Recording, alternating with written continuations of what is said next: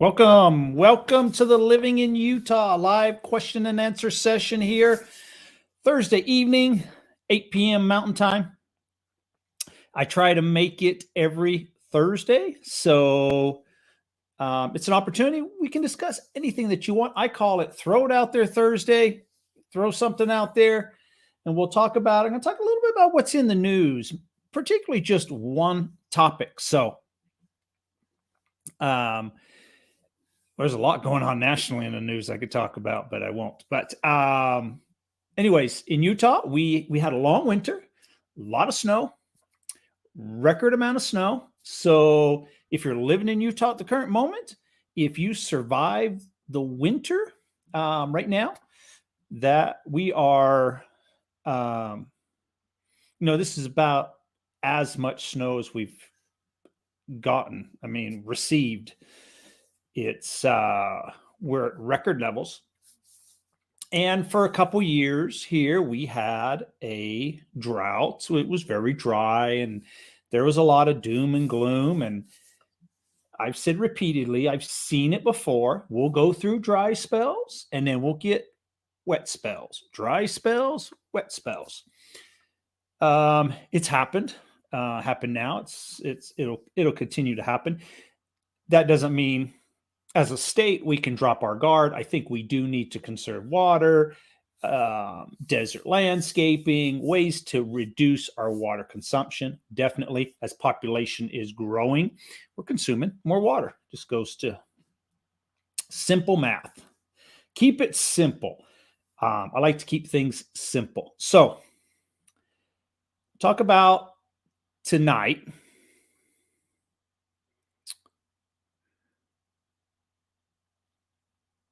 Oh, looks like I lost the camera.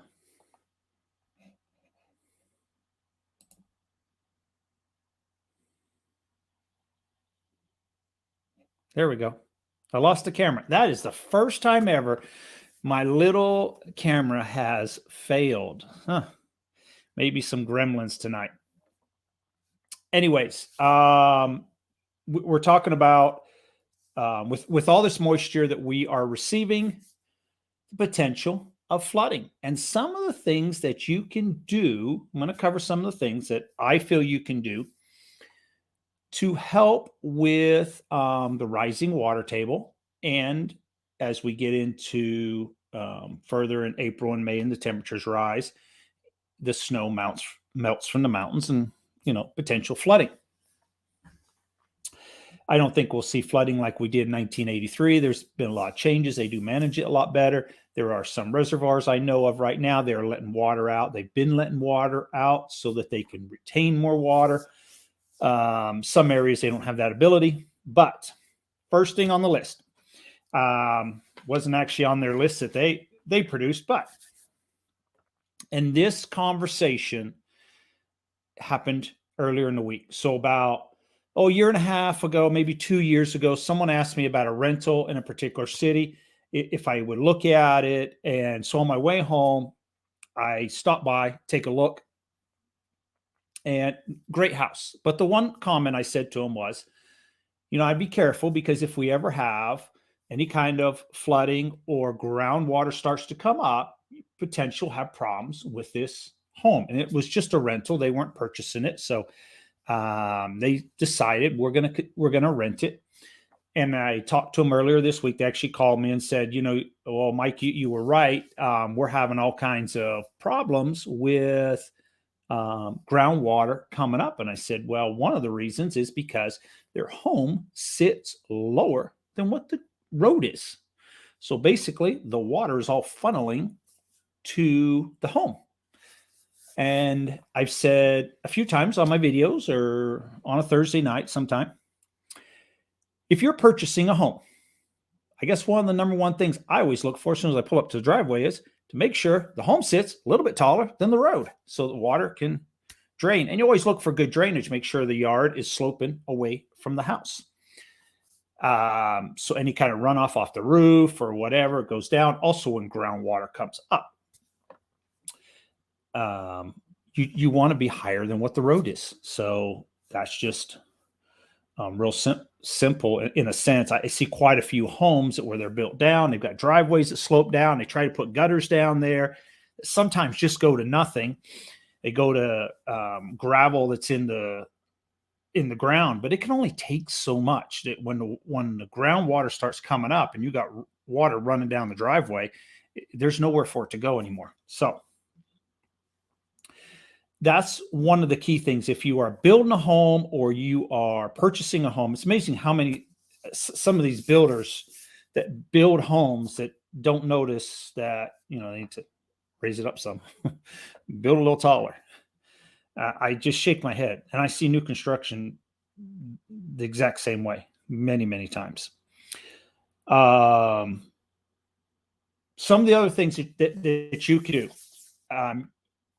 you want to get the water away from the house. That's the name of the game. Get it away from the house. So on the downspouts coming off the roof, make sure you have good rain gutters. When it comes off the roof, you can put extensions on those pipes to take them 15, 20, 30 foot away from your home. You could put rubber. The most economical way is to put rubber extensions on plastic, and it extends out. So I've got, and there's another method. You can go underground, where it goes underground, and you lay tubing, and you've got to pop up in the middle of your yard or wherever you decide to put it, and the water pops up out of there. So on the front of my house and the side of my house, that's what I have. So when it comes off the rain gutter, goes down into tubing out to the center of the yard, and it's got to pop up so that the water can just go into the yard. And that looks more pleasing to the eye. In the backyard, where I've got a fenced backyard, I put the plastic extenders out to they're probably about 15 foot long, something like that. It gets the water away from the house. Comes off the roof, away from the house. So that's one thing you can do.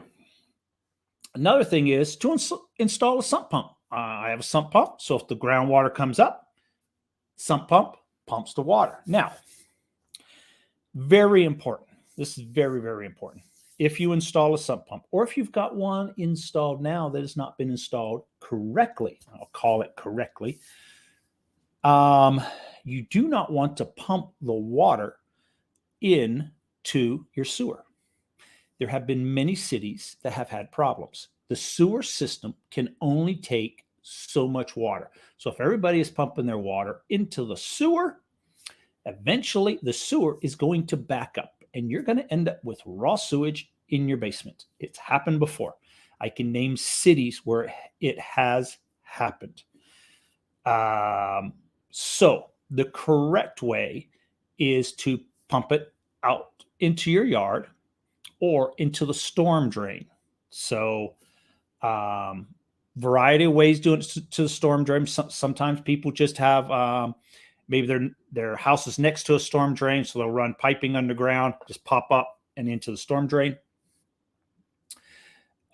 Sometimes people aren't next to it, so they just have it pump out to the curb and gutter, then it runs along the street down into the storm drain. Those storm drains go out to like the Great Salt Lake, most of them, and fills up the Great Salt Lake.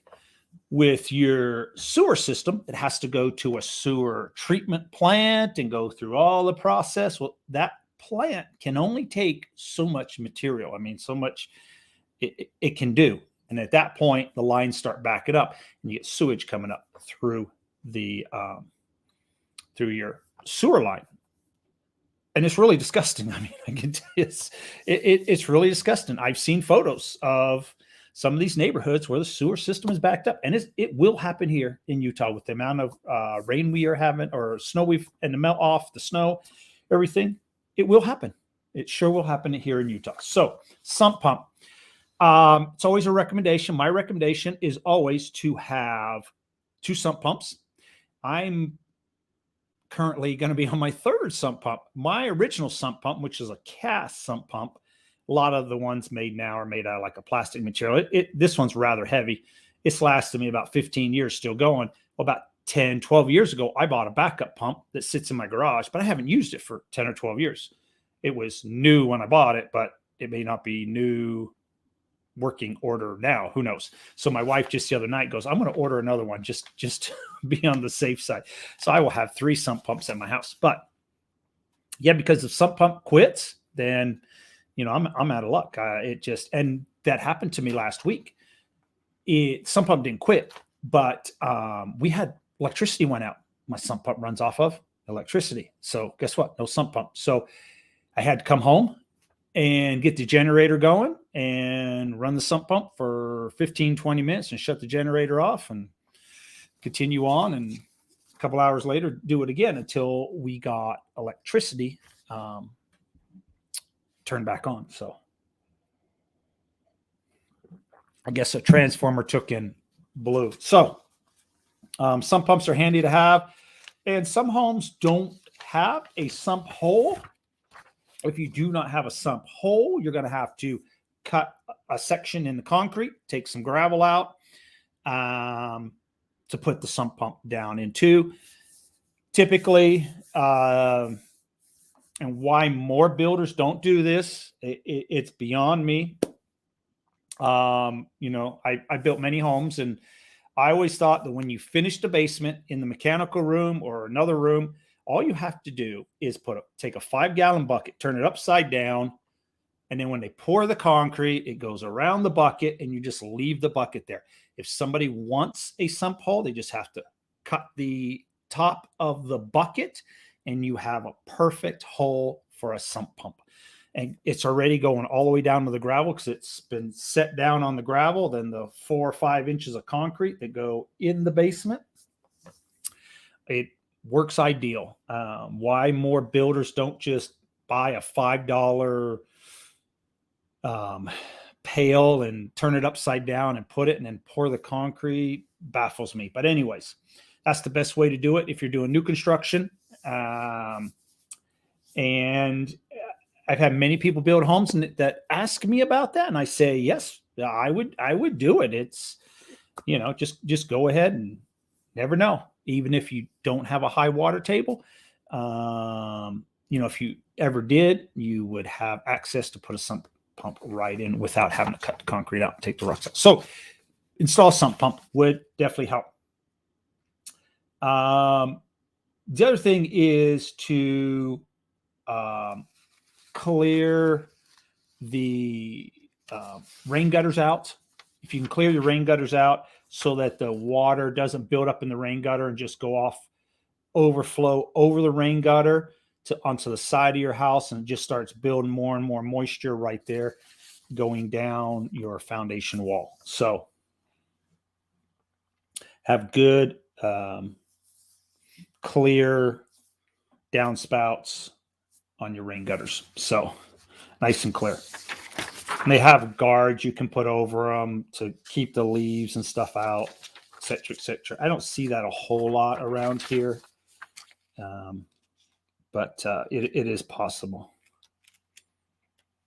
They also recommend that people get flood insurance, but you have to be careful on the flood insurance.